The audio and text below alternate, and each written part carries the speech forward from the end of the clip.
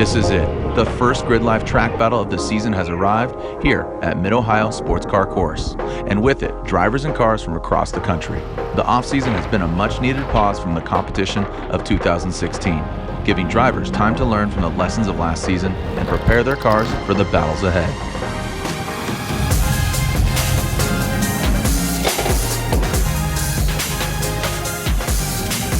Drivers are separated in different classes based on modification, but they all have the same goal, setting the fastest time in their class. This first round will be a two-day event. As one of the first track events of the season, day one will see the drivers shaking down their cars and dialing in their setups on this unfamiliar course at Mid-Ohio. There are close to 80 competitors in this first round of Gridlife TrackBattle, and for many of them, it'll be their first time at Mid-Ohio. As they venture on course, working up to speed and learning the fast lines, they may catch glimpses of the veterans.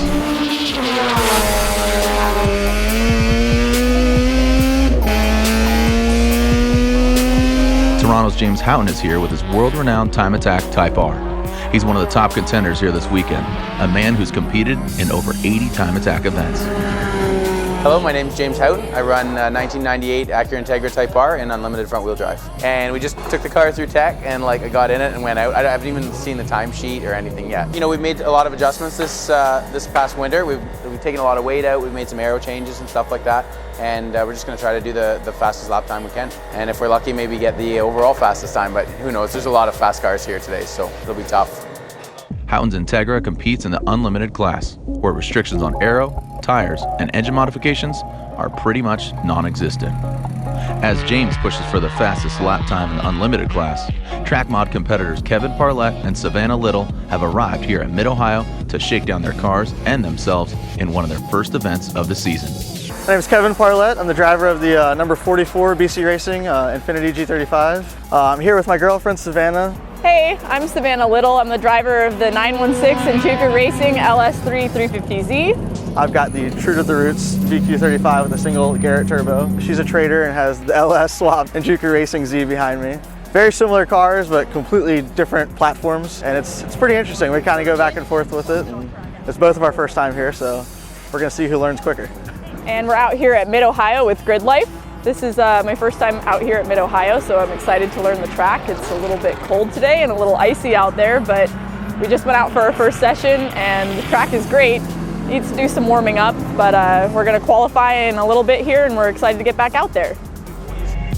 Track mod class is a step down from the free-for-all of unlimited class.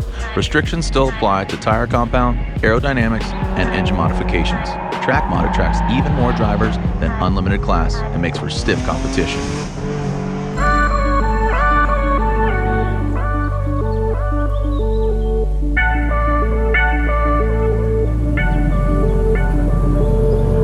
Time Attack is extremely competitive, especially in the more accessible segments like the track modified class. But one contender's arrival has much of the field skeptical of their chances of victory. Three-time Optima Ultimate Street Car champion and lifetime track rat Danny Pop has come out for his first ever Gridlife event this weekend. Last year, he swept the field of over 90 competitors at the Optima Invitational to take home first place in his track mod C5 Corvette. My name is Danny Pop. I'm from Cincinnati, Ohio. I'm driving a 2003 Chevrolet Corvette Z06. I've never run a Gridlife event. You know, I watch it through some of my social media feeds. And when they announced an event at Mid-Ohio, you know, it was a good opportunity. It's real close for me, so figured why not. You know, we've been successful in most everything we've done motorsports-wise for the last couple decades, and maybe just because of all the social media hype that we've generated from Optima and good guys in the last couple years, they might be intimidated, but there's no reason to be intimidated. I'm just a good old blue-collar automotive technician or Chevrolet dealer that likes to race cars, and you know, we're having fun. That's the important part. If you're coming here to do anything but have fun, you're doing it for the wrong reasons.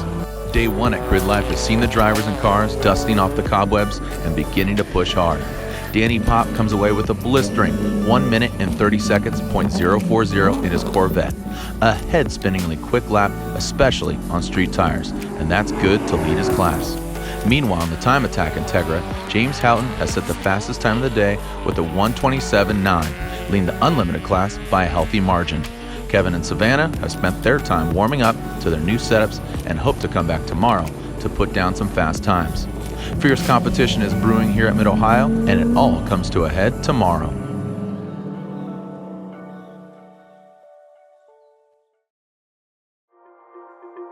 It's 7 a.m. and people are already here prepping their cars for the second and final day of this Gridlife TrackBattle weekend. James Houghton and his Integra hope to better their time from yesterday, and he'll have to if he hopes to come away with an unlimited class win. New competitors hope to snatch victory from his grasp. Brian Fessler of Cincinnati is on his home turf. All right, my name is Brian Fessler. I'm driving the number 18 Ford Mustang GT350, and I'm running the Time Attack Unlimited rear-wheel drive.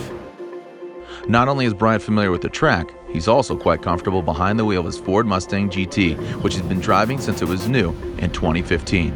This car is prepped for unlimited class, which means sequential gearbox, custom suspension, twin turbos, and hardly any room for stock parts. And I'm hoping to try and go for first overall. I know I've got a couple tricks up my sleeve to get that time out. So.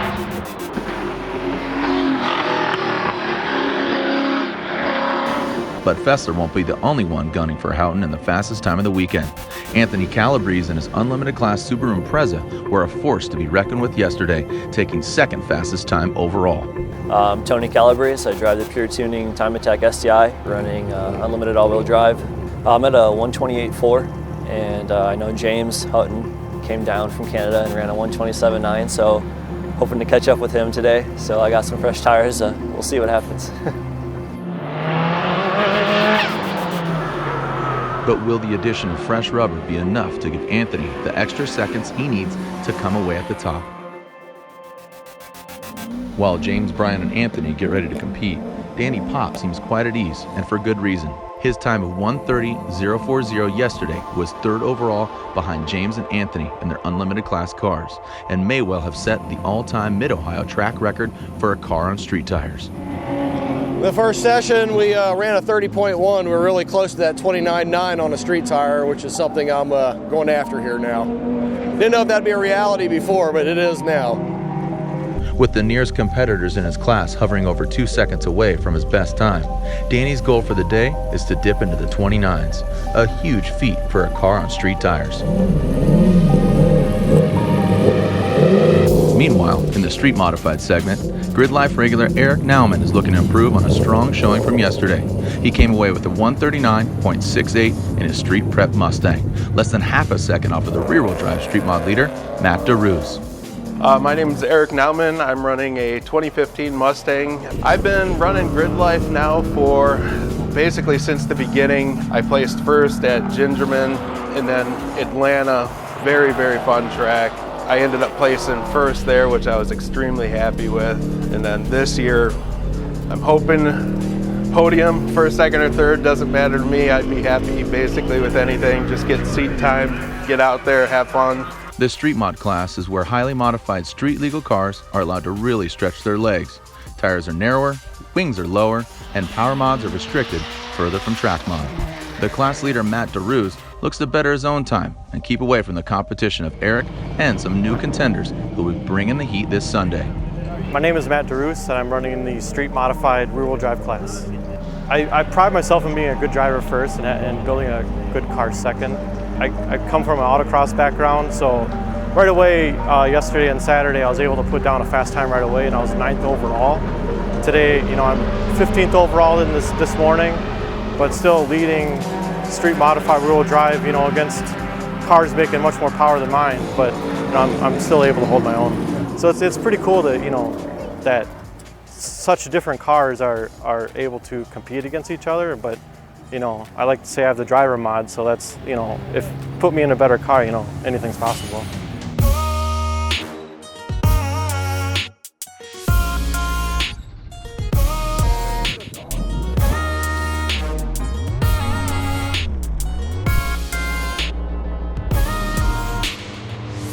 The first heat of the day goes by without incident, as low track and tire temperatures mean that full grip is still on its way. Also still on their way are track mod couple Savannah Little and Kevin Parlett, who have allowed themselves a late morning to rest up and avoid the cold track conditions. Their cars sit untouched for the first heat of the day. It's still warm. Is that a muffler that fell off of the car? It was. Sitting right out there on.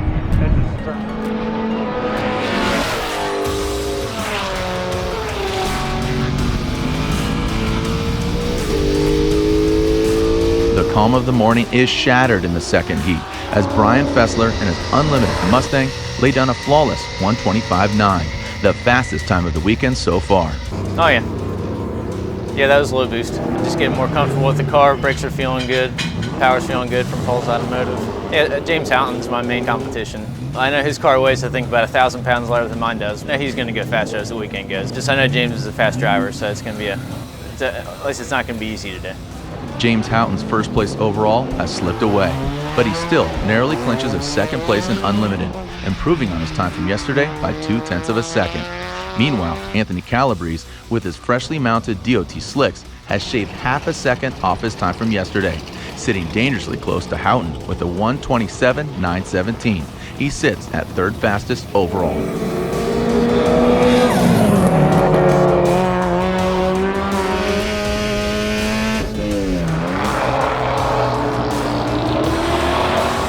But just as the top Unlimited contenders put down their fastest times, disaster strikes for a track mod driver.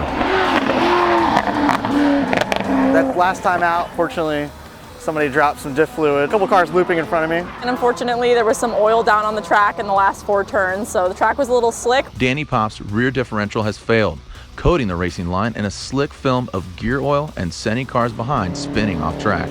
No cars are damaged, but unfortunately, Pop's Corvette is out for the weekend.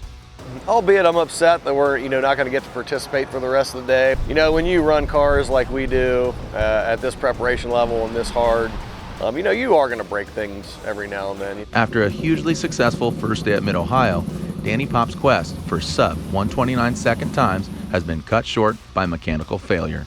We're going to be out for the rest of the day watching to see if any of our competitors can come match our time from yesterday. While Danny Pop and the Unlimited competitors wait for the 5th heat of the weekend, their time's down in the 120s and 30s, an entire field of competition battles ferociously with times some 30 seconds slower. The SPEC Fit class is comprised entirely of Honda Fits with near-stock horsepower and modifications, which really highlights the driver's ability to wheel over the performance of the car itself. SPEC Fit is a group of idiots driving around in our daily drivers, having more fun than anybody else at this track day. Rules are nothing too crazy, like no internal engine modifications. You have to run the Maxxis 205/50 tires, no ECU modifications, just safety equipment and sticky tires, that's about it. This is the first event for SPEC Fit. We had a couple of events last year, but this whole year is going to be all SPEC Fit at every event. I think we've had 13 people say that they're going to do it, and then a bunch more get more interested every time because they just see how much fun we're having. Everybody else wants to have fun, so everybody come by a fit and have fun. With the gear oil from Danny Pop's differential cleaned up, Eric Nauman can focus now on chasing down Matt DeRuse's increasingly quick times, which are slipping down into the 38s. There are only 2 heats left to go, which means Eric will need to pick up considerable pace to clinch the top spot in rear-wheel drive track mod. Back in the Unlimited class, Brian Fessler's skill, familiarity with Mid-Ohio, and his devilishly fast rear-wheel drive Unlimited car have put him in a seemingly untouchable position. Heat 5 sees him improve with a 125.6. James Houghton improves as well with a 127.2. And Anthony Calabrese struggles to improve on his time from Heat 4, coming almost a second slower than his best lap. Still getting the rust off from the winter. Dash wasn't working, so kind of driving without any data, but no big deal. I'll see if I can catch James. I know he's got some tricks up his sleeve too, so. Only 1 heat remains. Brian, James, Tony, and Matt, all in the first run group, line up for their final laps, all looking to hold their top spots or hunt down the competition. As the HBDE run group wraps up their time on track, the Time Attack competitors launch diving into turn 1. Brian Fessler and Matt DeRuse, both at the top of their classes, refuse to play it safe. Matt pushes his stock motor M3 to its limits, laying down his fastest time of the weekend with the 138.3. Now, a cool 1.5 seconds ahead of Eric Nauman's fastest time of the weekend. James Houghton in the Time Attack Integra, with his eyes on a sub 127 time for the weekend, recalls some tips he learned yesterday from racing legend Ross Bentley to squeeze out those extra tenths. Ross Bentley was here yesterday, and he was talking about braking, at the same amount of braking, at the same point, and lifting off the brake a little bit earlier sometimes. And I just did exactly what he said in turn 1. And we'll have to look at the data for that last run, but I'm sure the miles per hour, minimum speed mile per hour are way up. We were up there for 2 hours yesterday, and I learned so much during that time. Chest hair hanging out.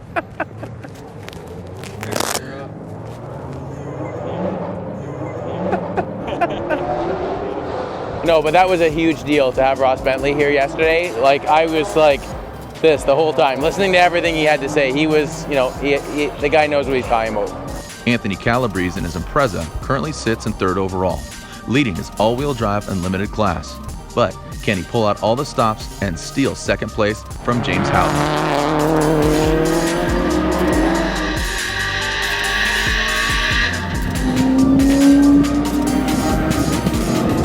Sadly, the time isn't there.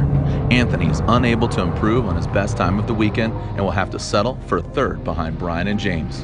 It was a great weekend, you know, it worked out well. The car did great. I blame it on being rusty, I guess. There was more in the car, and I hate leaving that on the table. Still, it comes down to me as a driver. I should have improved and I didn't, but like I said, what can you do? Just beat myself up and work harder next time. It was a great weekend. What a great event. So Gridlife was a lot of fun. HOUGHTON, however, has a breakthrough. Though he's improved his times consistently all weekend, 26s have seemed a bridge too far. But on a 2nd and final lap of the 6th heat, James shatters his previous record with a 1:26.1, over a 2nd faster than his previous fastest lap. We were trying to do a 26.9 and we did a 26.1 on that last run. So we went like 1.1 seconds faster in that last run. And I think that's the fastest a front-wheel drive car has ever gone at this track before. So we're pretty pumped about that. A lot of hard work. Yeah. The fastest time of the weekend, though, will go to Brian Fessler and his Mustang. Fessler, in a ludicrous display of speed, sets a personal record for himself at Mid-Ohio as he defies physics and wheels his way to a 1:24.9. Not quite as fast as I would have liked to go, but you know, that's every racer story. I think the last session I did a 24.9. So I mean, it's always just good to have a good camaraderie with racers. So all I know is there's more to come. So. The fastest times of the weekend have been set, but the competition is far from over. Eric Nauman prepares to go out in search of an extra 2.5 seconds to close the gap between himself and Matt DeRuse. Plus, Kevin Parlett and Savannah Little still have personal victories to earn as they attempt to achieve times they can leave Mid-Ohio happy with. Nauman and his Mustang throw down, pushing into the 1:39s and coming back to the paddock with his 3rd fastest time that weekend. But unfortunately, it won't be enough to come away with a podium. Matt DeRuse sits in 2nd place now after a surprise showing from Joshua Orr in his Turbo 350Z bumps DeRuse from 1st. And Michael Pagano's blistering 1:38.6 in his Street Mod 330i means that Nauman will now have to settle for 4th. Couldn't get the front end to stick. It just kept wanting to slide everywhere. Do some alignment adjustments and all that good stuff for next event. See what happens. The first weekend of Gridlife 2017 has come to a close, and it's marked with huge highs and sobering lows. For every lap record, a mechanical failure has meant the end of competition. For every personal victory, an unsatisfying result. I think the track is great. It's a lot of fun. I want to come back now, though, because I definitely am like, you know, I want to get to a point where I'm comfortable with this car. And while it's not really a horsepower track, I think it would be a lot of fun to come out here. It's really technical. It's a driver's track for sure, and I love that. We love Gridlife, and you know, they go to these awesome tracks, so we're going to keep coming out. And you know, it might be a learning curve the first time we come, but if we keep coming back, we should be better and better each time. For many, this may be their only Gridlife event of the season, but for others, this is just the start, and there will be many more track battles to come in Gridlife 2017.